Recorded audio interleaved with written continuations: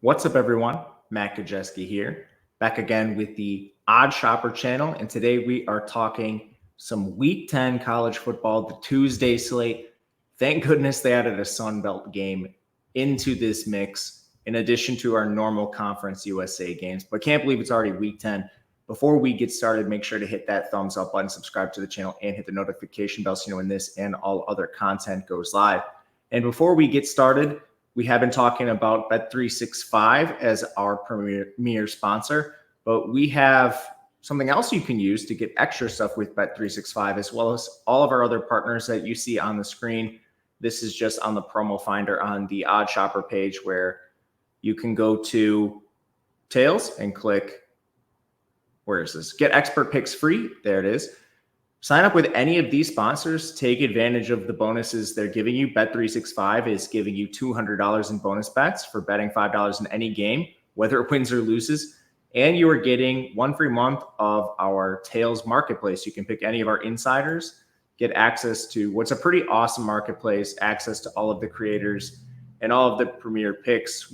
We've been focusing a lot on props in my channel after what was kind of a tough week 9, I won't lie, but we're here breaking it down. If you want access to this, the links will be below, or again, just go to this more section and then you can click get for free. But pretty good offer, as well as the ability to stack them. So if you wanted to do DraftKings and Bet365, you can stack 2 months. Just an awesome deal that we have going on right now. All right, let us go behind the glass to our live odds screen with Odd Shopper, breaking down this 3-game slate we have. We'll kick things off in Conference USA with New Mexico State taking on Florida International. Here is our live odds screen where you can shop all of these lines. Currently, we have New Mexico State as a 9.5 point underdog. The total in the game is 43.5. That's come way down. It's bouncing all over the place. An 8.5 has actually popped at DraftKings, but it's pretty juiced. I won't bury the lead here. This is the hardest game to bet on the slate because of the quarterback situation with New Mexico State. Diving into the injuries, they're hard to find for Conference USA, so I think this is the most important part. We might be starting a 4th-string quarterback for New Mexico State. I don't know who's going to play QB for this team, but what we do know is that Deuce Hogan is out for the year. Santino Mariucci had a concussion, missed their last game. He's back at practice. And Parker Awad got hurt in their last game as well. He's also returned to practice. But the other thing we know is that they've been giving some first-team reps to their 4th-string quarterback, which I'm not sure is a good thing or not. This is Brandon Nunez. There's some hype for him as, a 225-pound semi-mobile signal caller. I have a hard time believing that he is anything good, considering he was the 4th string behind Deuce Hogan, Parker Awad, and Santino Mariucci. I think best case scenario for this team would be getting back Santino Mariucci. But ultimately, none of these QBs have a completion percentage north of 45%. Awad has a 5.6 yards per attempt. Mariucci has a 4.2 yards per attempt. Tons of interceptions on the profile for these teams. Combined, Awad and Mariucci have 2 big-time throws. They had 11 turnover-worthy plays. None of them are super mobile. Maybe Nunez gives you that. Mariucci has 4.5 yards per carry, but we know him from Wake Forest. He wasn't the most mobile signal caller there. They're playing behind an offensive line that's 123rd in pass blocking, 80th in run blocking, which kind of gets me to the main point of this offense. I don't know if it matters who plays quarterback. They're all kind of bad, and the best player for this team is Seth McGowan on offense. The offensive line still has not been great blocking for him. What I will say is FIU is 90th in run defense, so perhaps that's an avenue for success. I think you see the line movement just because of some of the quarterback stuff here, but that's not where the injuries end for this game. On defense, Cole Schnettgecki has been out for the year for New Mexico State at defensive tackle. Buda Paletti at Ed missed their last game, and Nick Sessions missed their last game. I think that might be because Early was back, but still not a healthy defense. And then on top of the QB injuries, Donovan Falpo's been out for this team at wide receiver. Monty Watkins is trying to come back from a concussion. But the QB injuries definitely dominate this. New Mexico State has been somewhat competitive in certain games, and just kind of a big theme of Conference USA is that the really bad teams aren't that much worse than the good teams. And we've seen that recently with Kennesaw State upsetting Liberty. but it kind of goes across the board. New Mexico State most recently played Louisiana Tech in a really gross game where they lost in OT 33-30. They're coming off their bye. So some of the situational stuff does favor them. They only lost by 10 to New Mexico in an absolute shootout, a game that was 50-40. So they have been playing better, but is that enough against FIU? I have real questions with this team. To the quarterback position, Keon Jenkins didn't practice at all before their last game, still got the start, and played so poorly that he had to get benched in the game. I do not think this is a theme moving forward. Their coaching staff already announced that Jenkins would start again, but you have to question the effectiveness. He completed 1 of 9 passes in their last game. Their backup is hurt too, so we might be looking at a third stringer at portions of this game for FIU. They're very banged up at their skill position players. Their top 2 tight ends missed their last game. Rocky Beers has been out since the beginning of the season, and Josiah Meeman's been in and out of the lineup as well. They also have offensive line concerns. They only had one of their starting O-linemen play every snap in the last game. They're 129th in pass blocking. They're 100th in run blocking. They actually have a worse offensive line in terms of efficiency in comparison to New Mexico State. On defense, the linebacker position is very banged up for this team, which has been a reason why they rank 90th in run defense. But again, it might not matter who plays quarterback for this team either. New Mexico State, we mentioned some of their injuries on defense. They're 106th in total defense, 114th against the run. Both these teams are actually strongest in coverage, if you want to call it a strength.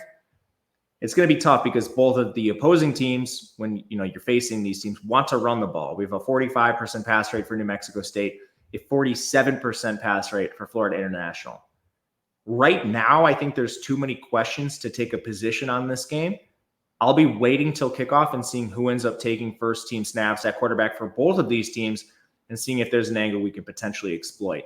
If you made me pick a side right now, it would be New Mexico State on the basis of this conference being pretty close in general, all the teams, and they've played better of late compared to FIU. But, I mean, you can't really knock FIU's resume too badly. They have 4 straight games of single-digit margin of victories or defeats. That includes Liberty, UTEP, and Sam Houston. Liberty and Sam Houston are 2 of the better teams in this conference, at least on paper. So this one will be a pass, and we'll wait till we get some injury news. The second game, Sun Belt action. This is a really good game. It's at the top of the Sun Belt. Both these teams definitely want to win this conference and have those aspirations. Louisiana, Texas State. This line's been bouncing all over the place. Currently, you see 3.5s really across the board. It was 4 earlier this morning. It was 3 yesterday. I think if you wait, you could probably get a better number on Texas State. And if you want to bet Louisiana, honestly, I'm not sure where this goes. You might be able to get a 4 if you wait. 3.5s are juiced all across the board. There's a 105 here. Let's see where that is at Caesars. There's a minus 120 at FanDuel. So a little consensus on this game. The total currently, as soon as this loads, computer's fighting for its life over here. We'll just go up to the total screen on this page. Had it listed, wouldn't come up. 57.5, 58, this number is coming down. The biggest thing here is Texas State has played down to competition. This team just lost to Old Dominion 24-14. That was after a blowout win over Arkansas State and Troy. Prior to that, they lost to Sam Houston 40-39 in a game where they had a 63% post-game win expectancy. There's some concerns with this team, especially on defense. They didn't have Ben Bell in their last game off the edge, which is important because that's the best skill set their defense has. And then Bobby Crosby and Caleb Coleman have been missing at corner. Coleman's more of a depth piece, but that hurts you when you're starting nickel. Bobby Crosby is out. On the Louisiana side, this team is a little bit healthier. The only real absences have been Courtline Flowers. He's suspended indefinitely at safety, and Caleb Anderson, one of their depth defensive backs, missed their last game. So a couple injuries on defense for both teams, but ultimately the offenses look pretty good. Ben Woldridge has a near 70% completions percentage for Louisiana, 8.8 yards per attempt, 15 scores, 4 picks, and averaging 3.7 yards per carry on the ground. This O-line has been pretty good for this team, 85th in pass blocking, 20th in run blocking, and they've dealt with some absences this year. So I think there is a little bit of room for growth with this team. On defense, they're 97th, which is a big concern, and 95th against the run, especially concerning when you face Texas State, who's a power run game. And when they do pass, Texas State that is, you're not looking at much pressure coming at your way. Louisiana's 121st in pass rush. However, they are 30th in coverage. Mentioned a couple of reasons why that might be something that might not stick with some of their injuries. I think Texas State has the better offense. It's just a matter of them having one of the worst turnover margins in the country. And Jordan McLeod needs to play closer to the Jordan McLeod we saw last year with James Madison. Their last game was atrocious. Overall, he has a 68.5% completion percentage, 8.6 yards per attempt, 20 touchdowns, 7 picks, 5.3 yards per carry for him. And they have an excellent run game behind Ismail Mahdi. They're getting solid play out of change of pace options like Torrance Burgess. And another reason I think they have success on the ground, this team is 3rd in pass blocking, 74th in run blocking.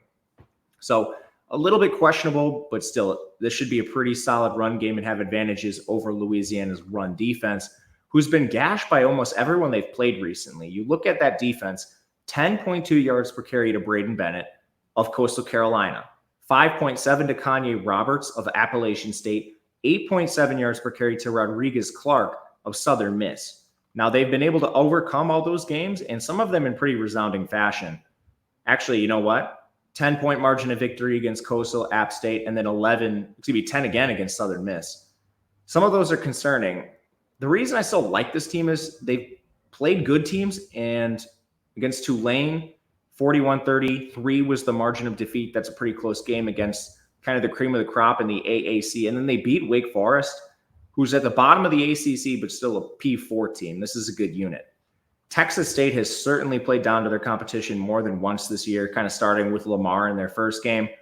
They lost to Arizona State in a very competitive game, and then we already mentioned the Sam Houston loss and the Old Dominion loss. When we look to the Louisiana offense, this team definitely wants to run the ball. They're only throwing it 45.5% of the time.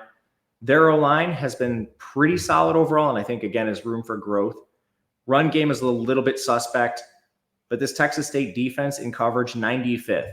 I think some of that, the injuries to the players we mentioned, but ultimately, stylistically, this does favor Texas State.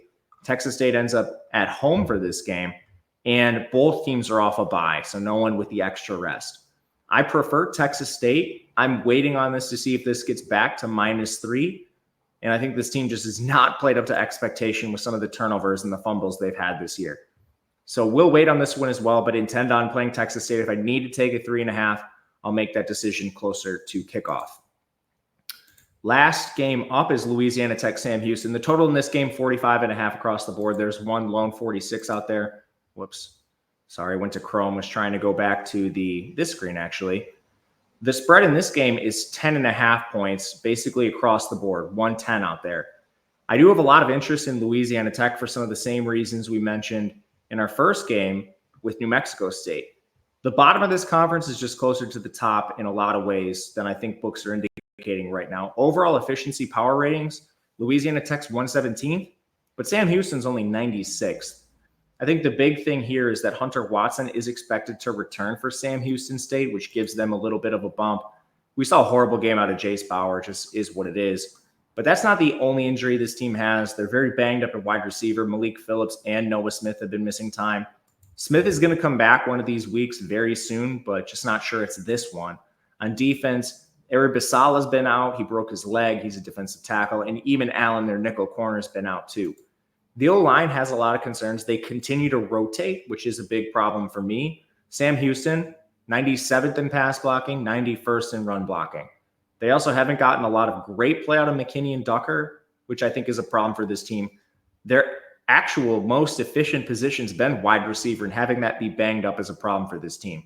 When you look at Watson, he's run very hot on turnovers, 59.5% completion, but he has 5 big-time throws, 12 turnover-worthy plays. Only 5 of those have been converted to interceptions.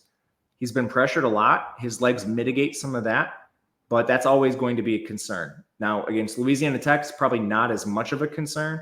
This team is 108th in total defense, 74th against the run, 112th in pass rush and coverage. Tons of injuries across the board for this defense. Zion Nason at defensive tackle has been missing time. Michael Richard got stretchered off a couple weeks ago. C.J. Harris, a depth linebacker, missed. Isaiah McIlvain is not 100%. Coaching staff say he's going to play here, but he only made it through a handful of snaps in their last game at corner. Zach Zemos at linebacker is going to miss the first half of this game with the targeting, and Pig Cage has only played in 2 games this year at safety. So just a very banged up defense. Even with Sam Houston's problems, they're still probably going to have success. Can they take advantage of Sam Houston's defense, Louisiana Tech that is? I think they have a better chance than previously. Evan Bullock has been a spark for this offense. He has a 66% completion, 7.5 yards per attempt, 9 touchdowns, no picks, only 3 turnover-worthy plays. He'll definitely take sacks, but the offensive line is keeping him relatively clean. They're 67th in pass blocking, 133rd in run blocking. So it's a pretty decent unit. They do have their center out, Landon Nelson. Not sure if he'll return. And Marlon Jackson, who's been their wide receiver too for a lot of the season, he missed their last game as well. You still have an excellent receiver in True. He's an absolute baller for this team and should take advantage of a Sam Houston coverage unit that ranks 72nd. Their run defense isn't that much better either. They're 113th.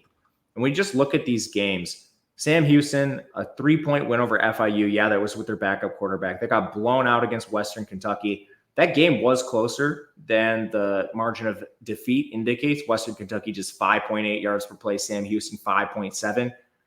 But it kind of extends beyond that. Prior to this, they beat up on UTEP. UTEP is UTEP. Texas State, they only had a 37% post-game win expectancy. Then they played New Mexico State, Hawaii. They got blown out by UCF, and they played Rice, who just fired their coach. Louisiana Tech has played a decent schedule, too, and they've played it pretty close. They just beat UTEP. They lost to the New Mexico State team we talked about earlier. That was a 33-30 game. They crushed Middle Tennessee State, lost to FIU by 7, lost to Tulsa in overtime, and played NC State to a 30-20 game. These metrics are good, but I'm not sure they're good for either team. So if you're going to give 10.5 points in this spot, I'm interested in Louisiana Tech. This conference is just extremely volatile. Not sure I'll end up playing this. I have the spread close to efficient, but the hook here is interesting to me. To sum up this Conference USA slate, favorite bet is going to be Texas State. I'm going to wait on a 3, likely to play a 3.5 if I have to. If you force me to pick in New Mexico, that's the side. New Mexico State, that's the side I would play, but we'll wait on injury news. And debating a Louisiana Tech, we'll see where this one comes in. Thank you guys for watching. We'll be back talking all the games this week. Betting you with myself and Ben Raza tomorrow, talking the main games on the Saturday slate. And it is a good one. Ohio State takes on Penn State. Until then, we will see you guys later, and good luck.